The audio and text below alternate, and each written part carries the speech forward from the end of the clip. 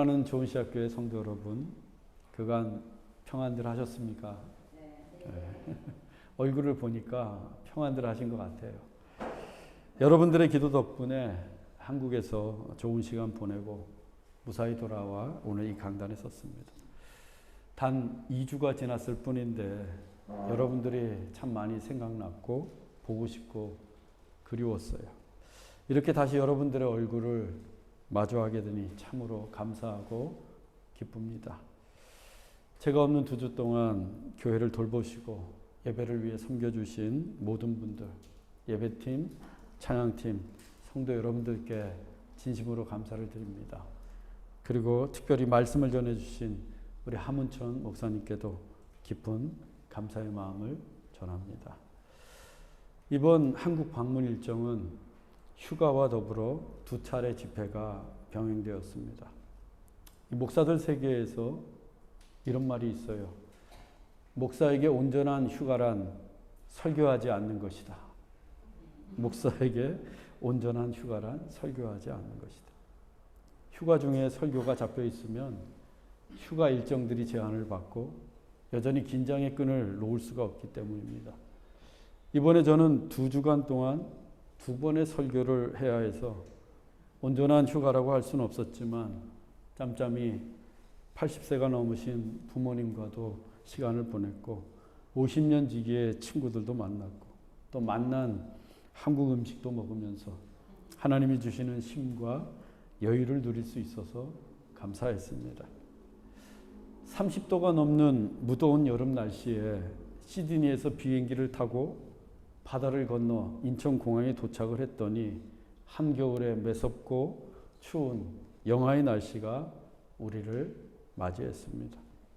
가만히 있어도 윗니와 아랫니가 덜덜거리며 부딪혔고 차가운 공기에 머리가 띵해지고 또 찬바람에 살갗이 애이는 등 시드니에서는 결코 경험할 수 없는 겨울이었어요. 그래서인지 도착하자마자 제 아내와 아이들이 감기가 들어서 병원에 가 의사를 보고 약을 처방받아야 했습니다. 저도 약간의 목감기 기운이 있었는데 호주에서 들고 간 코드랄과 파나돌을 먹으며 버텼어요. 설교를 해야 하는데 목이 잠기면 큰일이어서 잘 때 목도리도 하고 목에 좋다는 약도 사서 먹었습니다. 그렇게 한국에서 처음 며칠간은 온 가족이 컨디션 난조로 힘들었지만 점차로 회복되어 무사히 일정을 마칠 수 있었습니다. 호주에 돌아올 때쯤 되니까 다 나아서 최상의 컨디션이 되었습니다. 제가 처음 설교한 것은 제가 어릴 때부터 다녔던 주일학교, 학생부, 청년대학부를 거치며 세례도 받고 결혼도 했던 저의 모교회, 서울 은평구에 있는 응암교회였어요. 응암교회에서 제가 중등부 교사만 10수년간 하고 또 성가대도 하고 찬양팀도 하고 출판부도 섬기면서 열심히 신앙생활했습니다. 목사들처럼 정말 열심히 신앙생활했어요. 가끔 한국에 나갈 때 응암교회에서 예배만 드렸지 설교한 적은 없었는데 이번에 호주로 이민 온 지 25년 만에 처음으로 응암교회 강단에서 말씀을 전했습니다. 우리 교회에서 매주일 또 금요일마다 설교를 하고 또 여러 교회들에서 설교를 했지만 이번에 응암교회 설교할 때는 감회가 남달랐어요. 왜냐하면 제가 어릴 때부터 보아왔던 장로님들 또 권사님들이 이제 은퇴하시고 머리는 백발이 되어서 그 자리에 앉아 계시는 거예요. 50년 지기의 친구들, 선후배들 그리고 제가 가르쳤던 제자들이 안수집사 권사가 되어서 회중석에 앉아 있었기 때문입니다. 그래서 설교라기보다는 마치 오랜만에 고향에 내려와 가족과 친지들을 만나 회포를 풀고 이야기 보따리를 늘어놓는 그런 시간이었습니다. 예배를 마치고도 악수하고 끌어안고 기념 촬영하고 떠들면서 정말 요란하게 인사를 나누었어요. 또 한 번은 대구와 부산 중간쯤에 있는 창녕이라는 지역의 창녕 선교교회에서 설교했습니다. 한국 나눔선교회 부이사장이 심호하시는 교회로 지난번 아프리카 탄자니아에 저와 함께 사흘 갔던 노광수 목사님이 섬기시는 교회입니다. 사실 저는 그 목사님만 알고 있었지 교인들은 처음 보는 낯선 교회였어요. 응암교회와는 정반대의 교회. 창녕이라는 곳도 난생 처음 가봤습니다. 낯선 곳에서 낯선 교인들에게 설교를 해야 했어요. 저도 습기가 없고 낯을 많이 가리는 편인데 멀리 호주에서 온 목사의 설교를 듣겠다고 그 낯선 교인들이 눈을 크게 뜨고 저만 집중해서 바라보니 제가 얼마나 부담이 되었겠습니까? 그런데도 성령님이 그 시간에 함께 하셨고 우리 모두에게 큰 은혜를 부어주셨습니다. 어떤 분이 저에게 이렇게 말씀해 주셨어요. 진흙탕에 있었는데 하늘에서 비가 내려와 다 씻겨졌어요. 은혜가 있었다는 겁니다. 본래는 나눔선교회 이사님들이 목회하시는 교회 두 군데 더 집회 초청을 받았는데 제가 정중하게 사양을 했습니다. 아니 한국에 휴가 간다고 온 가족을 데리고 나갔는데 전국을 돌며 설교만 하다가 올 수 없지 않습니까? 그래서 다음 기회로 미루었어요. 오늘 이렇게 다시 이 조우시아교회 강단에 서니 과연 우리 교회가 최고입니다.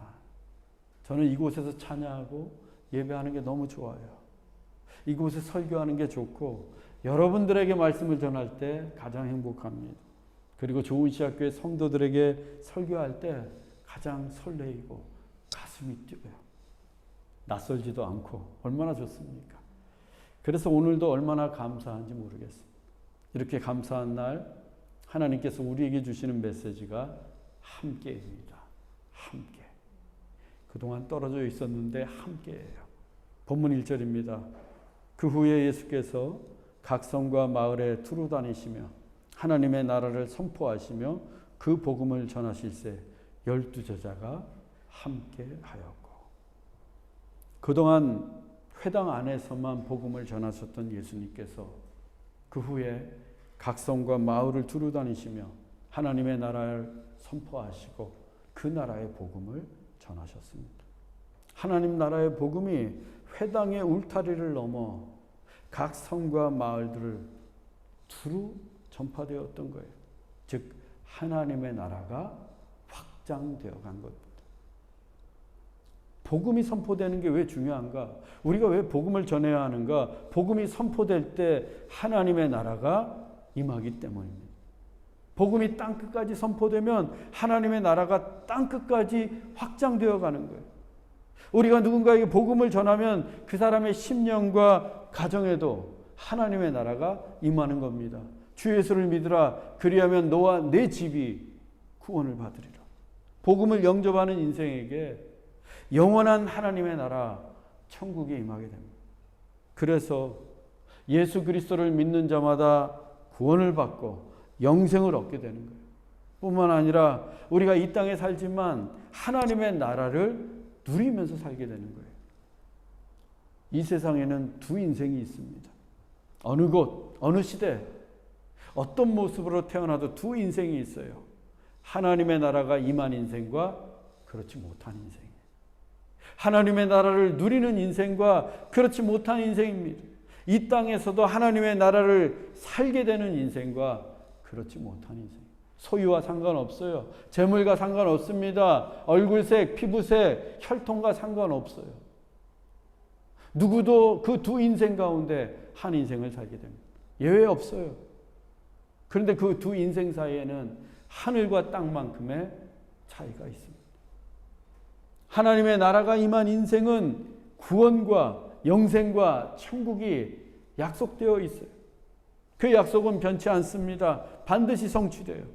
영원하신 하나님의 약속이기 때문입니다.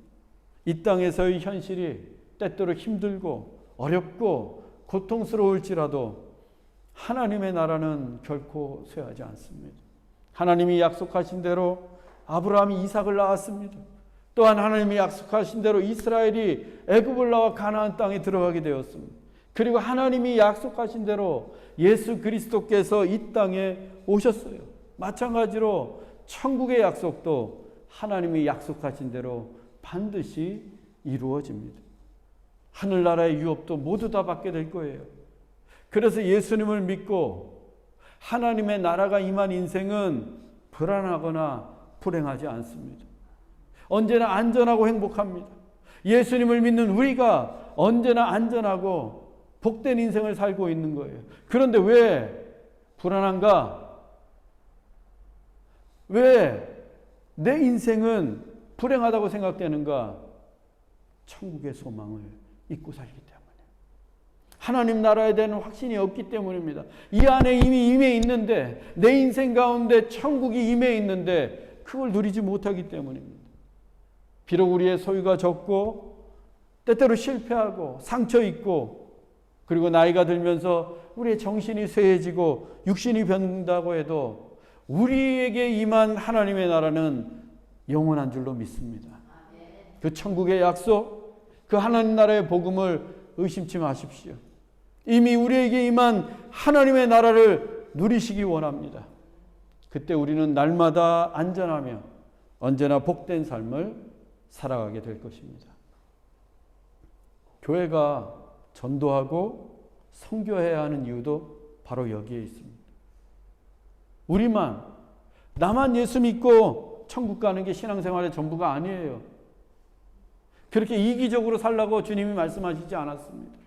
복음을 전파하라고 말씀하셨어요. 땅끝까지 이르러 내 증인이 되라 라는 주님의 명령처럼 우리는, 교회는 복음을 전하고 하나님의 나라를 확장해 가야 합니다.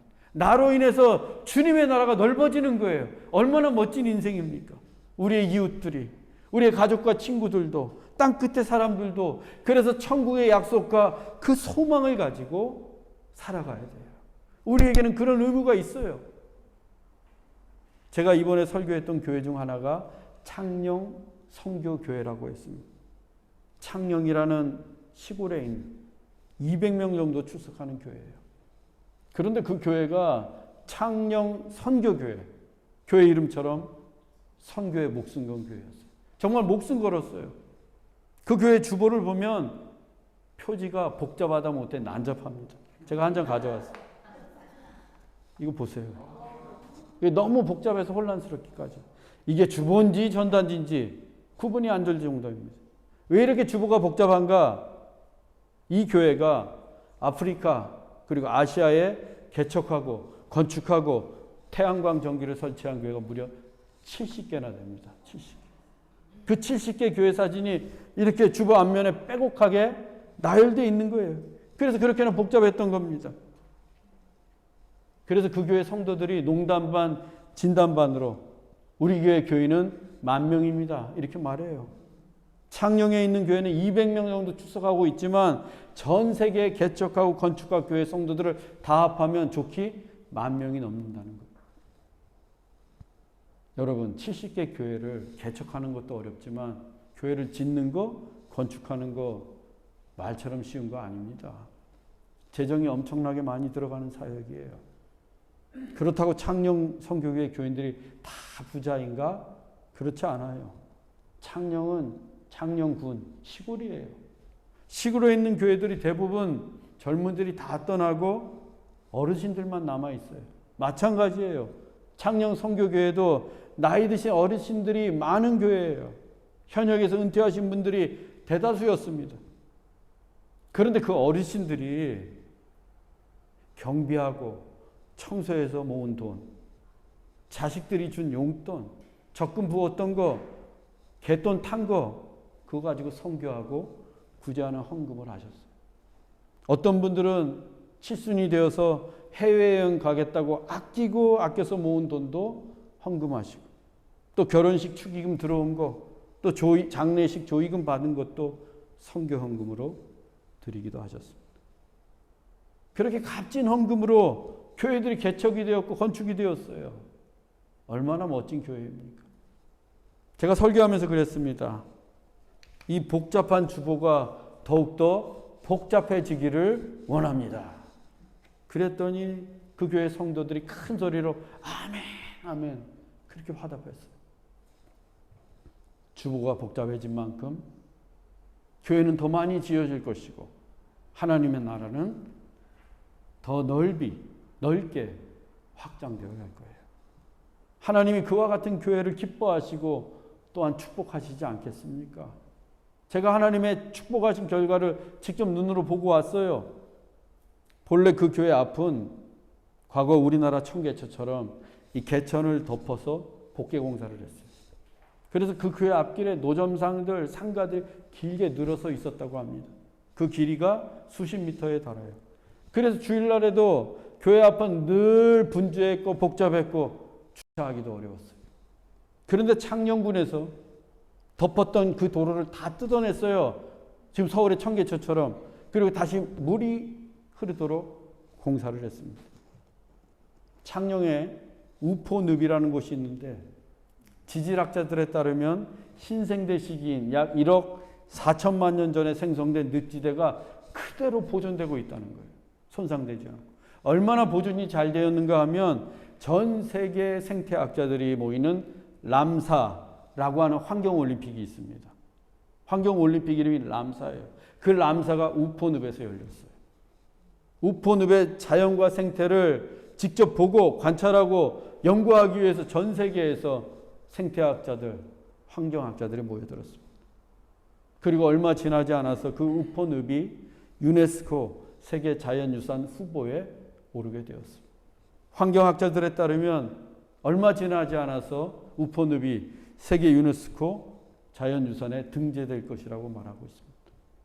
그래서 창녕군이 바빠졌어요.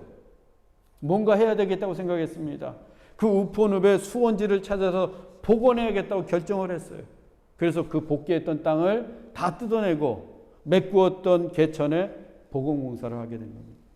그 공사비가 무려 480억 원이 들었다고 해요. 나라에서 다 해준 거예요. 노점상과 상가들의 보상비까지 합치면 가히 천문학적인 비용이 들었습니다. 그러면서 교회 앞에 도로가 넓고 깨끗해졌어요. 또 벤치와 테이블이 늘어선 아름다운 풍광을 지닌 공원들이 조성이 되었고 무대가 꾸며진 야외 극장이 생겨났고 넓은 주차장도 들어서게 되었습니다. 창녕 선교교회 바로 앞이에요. 이 앞에 주차장 있는 것처럼. 이제는 주일날 주차 걱정 없습니다. 날씨 좋은 날 그 야외 무대에서 찬양 집회하고 콘서트해요. 또 공원의 벤치와 테이블에 둘러앉아서 순모임도 하고 식탁 교제도 나눈다고 합니다. 그게 불과 4년 전 일이에요. 저는 하나님께서 열심히 선교하는 창녕 선교교회를 우포늪을 통해 축복하셨다고 믿습니다. 480억이 어디 작은 돈입니까? 그 교회의 재정으로는 결코 꿈꿀 수 없는 공사예요. 그런데 하나님이 축복하시니까 됩니다. 하나님이 축복하시면 더 큰 일도 될 줄로 믿습니다. 그 시작은 창녕 선교교회의 선교에 대한 헌신, 하나님 나라의 확장에 대한 열심에 있었어요. 20년 이상 이어진 그 헌신과 그 열심을 하나님이 축복하신 결과입니다. 우리 교회도 가난하게 살자고 하면서 선교를 지향하는 교회입니다. 태국과 몽골에 선교사님을 파송하고 매월 선교비로 후원하고 있습니다. 나눔 선교회를 통해 어둠의 땅들을 밝혀오고 있습니다. 그런데 요즘 좀 선교에 대한 열정이 시들해진 것 같아요. 선교헌금이 많이 줄었습니다. 한 달에 3,000불 이상씩 선교비를 후원해야 되는데 태국과 몽골에 선교비 보내지 못한 게 수개월째 되고 있어요. 저는 우리 교회도 하나님이 정말 기뻐하시고 축복하시는 교회가 되기를 원합니다. 우리에게도 기적 같은 하늘의 축복이 임하기를 원합니다. 그 시작이 어디에 있는가? 하나님 나라의 확장, 선교에 대한 열심과 헌신에 있습니다. 우리가 다음 주일에 성탄 감사헌금을 드립니다. 그 헌금 모두 선교지에 보내도록 하겠습니다. 예년보다 더 헌신하고 더 섬기는 마음으로 헌금하시기 바랍니다. 그래서 기쁘고 복된 이 성탄의 시즌에 태국과 몽골의 선교지가 조금이라도 더 풍성해지기를 주님의 이름으로 축원합니다. 2000년 전에 하나님의 나라와 그 나라의 복음을 전하는 일은 예수님만의 사역이 아니었습니다. 예수님이 각 성과 마을에 두루 다니시며 하나님의 나라를 선포하실 때 12제자가 예수님과 함께 했어요. 그 후에 예수께서 각 성과 마을에 두루 다니시며 하나님의 나라를 선포하시며 그 복음을 전하실 때 12제자가 함께 하였고, 이 본문에서 그 후에는 예수님이 백부장 하인의 병을 낫게 하시고 또 나인성 과부의 죽은 아들을 살려내시고 맹인들을 다시 보게 하시고 악귀 들린 자들을 고쳐주시고 죄인으로 소문난 여인을 용서하시는 예수님이 그리스도로서 죄를 사하시는 하나님의 아들 구원자로서 행하신 사역들 이후를 말합니다. 그 이후에. 그래서 이전까지의 사역은 예수님이 홀로 행하셨어요. 누군가의 도움을 받거나 조력자가 있었던 게 아니라 전적으로 혼자서 하셨습니다. 왜? 그 하나님만이 하실 수 있는 사역이거든요.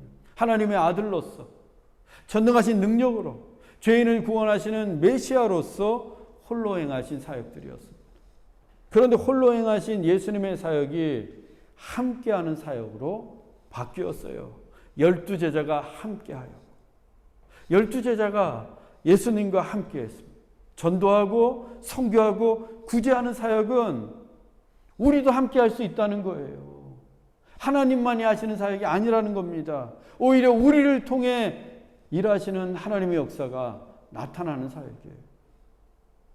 특히 우리말 함께로 번역된 헬라어 단어가 쉰이라는 단어입니다. 쉰하고구, 회당, 모이는 당이라는 단어가 바로 이 쉰에서 나온 거예요. 쉰은 함께 행동하고 공동의 의무와 운명을 함께 지는 것을 뜻합니다. 함께 행동하고 공동의 의무와 운명을 함께 지는 것. 예수님만 지는 게 아니라는 거예요. 12제자들은 단지 예수님과 몸만 함께 있었던 게 아닙니다. 예수님과 함께 행동했고 예수님과 공동의 의무와 공동의 의무를 함께 짊어졌던 거예요. 그래서 예수님과 함께 각 성과 마을을 두루다니면서 예수님과 함께 하나님의 나라를 선포했고 예수님과 함께 하나님 나라의 복음을 전했습니다. 예수님이 이 땅에 오신 목적은 분명합니다. 꼭 기억하세요. 하나님 나라를 선포하시고 그 나라의 복음을 전함으로써 죄인들을 구원하시기 위함입니다. 다른 목적을 가지고 오신 게 아니에요. 하나님의 나라를 선포하시고 그 나라의 복음을 전하심으로써 죄인들을 구원하시기 위해 이 땅에 오셨습니다. 그것이 그리스도로서의 운명이요 사역의 의무예요. 예수님의 의무였습니다. 그런데 그 운명과 의무가 이제 12제자들도 함께 지게 된 거예요. 예수님만의 의무와 사역이 아니라 12제자들의 의무와 사역이 되었습니다. 그리고 그 운명과 의무는 시간과 공간을 초월해 오늘날 우리에게로 이어졌어요.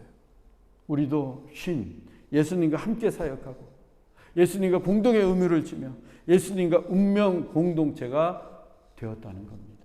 그래서 예수님 말씀하신 거예요. 내 십자가를 짊어지고 나를 따르라.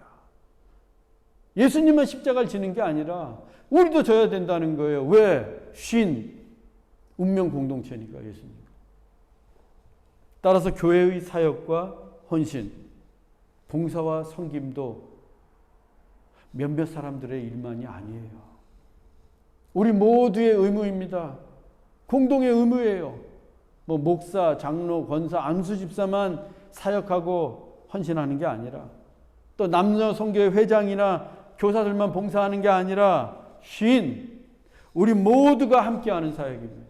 직분과 상관없이 모든 성도들이 함께 봉사하고 함께 헌신해야 된다는 거예요.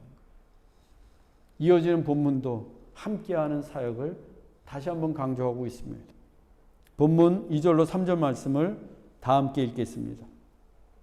또한 악귀를 쫓아내심과 고침을 받은 어떤 여자들 곧 7 귀신이 나간 자 막달라인이라는 마리아와 헤롯의 청지기 구사의 아내 요한나와 수산나와 다른 여러 여자가 함께하여 자기들의 소유로 그들을 섬기더라. 아멘. 12제자가 남자들이었다면 본문에 등장하는 사람들은 모두 다 여자들입니다. 즉 남자들만 예수님과 함께 사역했던 게 아니라 여자들도 함께 헌신했어요. 오늘날로 치면 남성교회, 여성교회가 그 시대에도 있었다는 겁니다. 그 여자들의 면면이 다양합니다. 뭐 악귀에 사로잡히거나 병들었다가 예수님에게 고침받은 여인들도 있었고, 7 귀신이 들렸다가 나음을 입은 마리아도 있었고, 헤롯의 청지기 구사의 아내 요한나도 있었고, 그리고 수산나와 다른 여자들도 함께 주님을 섬겼어요. 이들은 주로 자기들의 소유로, 즉 헌금과 헌물로 주님을 섬겼습니다. 그런데 누가가 특별히 마리아와 요한나에 대한 신분을 구체적으로 밝히고 있어요. 다른 사람들은 그냥 지나가는데 마리아는 막달라인 마리아로 소개하고 있습니다. 우리가 흔히 막달라 마리아라고 하는 바로 그 여인이에요. 이 막달라는 지역 이름입니다. 갈릴리 북쪽에 있는 어촌이에요. 어부들 마을입니다. 대부분 갈릴리의 어촌들이 그렇듯이 이 막달라도 가난한 어부들의 마을이었어요. 그곳 막달라에 마리아가 살고 있었는데 그만 7 귀신이 들리고 말았어요. 귀신 하나가 들려도 제정신이 아닌데 7 귀신이 들렸어요. 7 귀신이 들렸다는 것은 그 7이라는 숫자가 의미하듯이 매우 심각하게 귀신에게 사로잡혔다는 겁니다. 그래서 의원도 고칠 수가 없었고 누구도 손을 쓸 수가 없었고 자기 의지대로 단 하루도 살 수 없었던, 그렇게 날마다 귀신에게 사로잡혀 살던 여인이 바로 막달라 마리아였어요. 가난한 마을에서 빈곤하게 살고 있었는데 7 귀신까지 들려서 내 뜻대로 살 수 없는 그 여인이 얼마나 불쌍합니까? 예수님께서 그 불쌍한 마리아에게서 귀신을 쫓아내 주시며 그녀를 자유케 하셨어요. 그때부터 마리아는 예수님과 함께 다니며 예수님께 헌신했어요. 자신의 소유를 주님께 드리며 주님을 섬겼습니다. 예수님이 십자가 죽음을 당하시는 현장에도, 또 예수님이 부활하시는 장면을 첫 번째로 목격한 여인도 바로 이 막달라 마리아였어요. 일부 학자들은 누가복음 7장에 등장했던 예수님께 옥합을 깨뜨려 향유를 부었던 여인이 바로 이 막달라 마리아였을 것이다 라고 주장하기도 합니다. 찬송가도 있잖아요. 막달라 마리아. 지난번에 불렀던 찬송. 그 정도로 헌신이 대단했어요. 반면에 요한나의 신부는 마리아와는 전혀 달랐어요. 그녀는 헤롯의 청지기 구사의 아내였어요. 헤롯의 청지기는 헤롯 왕의 재산과 나라의 국고를 관리하는 소위 재무부 장관에 해당하는 높은 지위를 뜻합니다. 특히 누가가 구사라는 이름을 밝히고 있는 것으로 보아 구사는 그 당시에 매우 유명한 고관 대작이 분명합니다. 그 구사의 아내였던 요한나는 한마디로 부유한 귀족 여인이었어요. 그녀 역시 예수님과 함께하며 많은 재물로 예수님을 섬겼습니다. 누가가 이 막달라 마리아와 구사의 아내 요한나의 이름을 나란히 기록하고 있는 것은 신분과 지위와 계급을 초월해 예수님과 함께했던 헌신과 사역을 보여주기 위함입니다. 즉 모든 계층의 모든 사람들이 예수님과 함께 사역을 했고 예수님을 위해 함께 섬겼다는 거예요. 뭐 신분이 낮다고 해서 더 열심히 섬기고 신분이 높다고 해서 거드름 피우며 섬긴 게 아니라 신분의 고하를 떠나 함께 열심히 사역하고 함께 열심히 봉사하고 함께 열심히 헌신했습니다. 얼마나 열심히 섬기고 헌신을 했으면 성경에 이름이 등장하겠어요. 하나님 말씀에. 이상과 같이 12 제자들과 여인들은 예수님과 함께하며 함께 봉사했고 함께 섬기면서 진정한 교회의 모습을 이루어 갔던 겁니다. 초대교회는 이래야 된다라고 보여주는 장면이에요. 백지장도 맞들면 낫다고 하지 않습니다. 하얀 백지 한 장도 내가 혼자 드는 것보다 함께 마주해서 들으면 훨씬 더 가볍고 수월해져요. 새 겹줄은 쉽게 끊어지지 않아요. 새 겹줄, 가늘하고 연약한 줄이라고 해도 겹쳐 있으면 우리가 쉽게 끊을 수 없습니다. 함께하면 즐겁고 함께하면 신나고 함께하면 시너지가 생기고 함께하면 그 공동체가 건강해집니다. 그리고 참다운 교회, 진정한 교회는 온 성도들이 함께 섬기는 공동체입니다. 다음 주일은 성탄주일로 제가 성탄의 메시지를 설교합니다. 그 다음 주일은 송년주일로 우리가 야외 예배 드리지 않습니까? 그렇다면 오늘이 2023년 누가복음 강의 마지막 시간. 그 마지막 메시지가 함께인 것은 하나님께서 우리로 하여금 다가올 2024년을 2000년 전 예수님의 교회처럼 함께 헌신하고 함께 사역하는 진정한 교회를 일구어 가라는 하나님의 뜻입니다. 사랑하는 형제자매 여러분, 우리 모두가 좋은 씨앗 교회 성도이듯이 우리 모두가 함께 이 교회를 세워가십시다. 한두 사람만 헌신하는 교회가 아니라 온 성도들이 함께 헌신하고 함께 사역하는 교회가 되십시다. 함께 하나님의 나라를 전파하고 함께 하나님 나라의 복음을 위해 주님을 섬기십시다. 그래서 하나님이 놀랍도록 축복하시고 하나님이 기적을 행하시는 좋은 씨앗 교회가 되기를 주 예수 그리스도의 이름으로 축원합니다.